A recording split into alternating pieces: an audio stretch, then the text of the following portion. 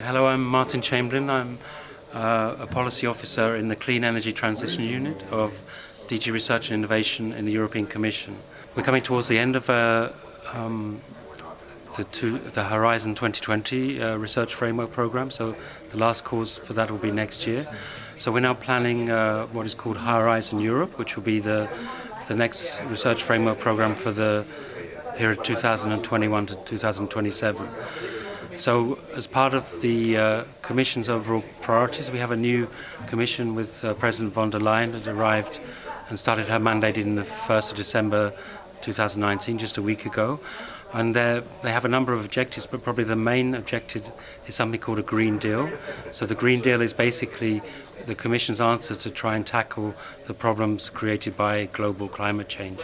And so the idea is basically to make Europe the first climate neutral continent in the world. So by 2050 to have zero net carbon emissions. Obviously this will be met by increased investment in renewable energies and trying to reduce the use of carbon emitting fuels and transport systems. And so looking at hydrogen, we have currently the hydrogen fuel cells and hydrogen joint undertaking where we support research funds through. So the idea is to demonstrate the possibility of hydrogen working together with renewable energies. So there's two or three possible ways. One is to, when you're generating electricity with wave and wind power and solar power, then when it's not being used by the grid, you can use this surplus electricity to store hydrogen, and then the hydrogen, to generate hydrogen, and then you can then store this hydrogen and then use it in other applications. So there are many applications where it can be used.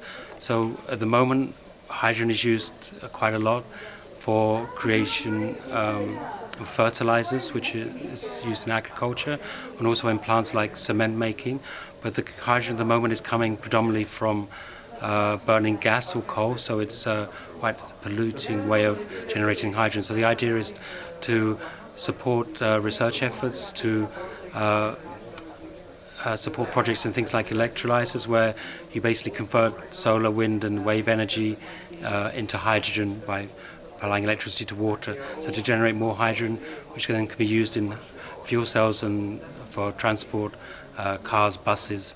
And so we're starting to demonstrate projects in that area, and the idea will be to really invest more in these larger demonstration projects to really promote the technology so it can become really commercial and help to make a big impact towards the carbon emission reductions.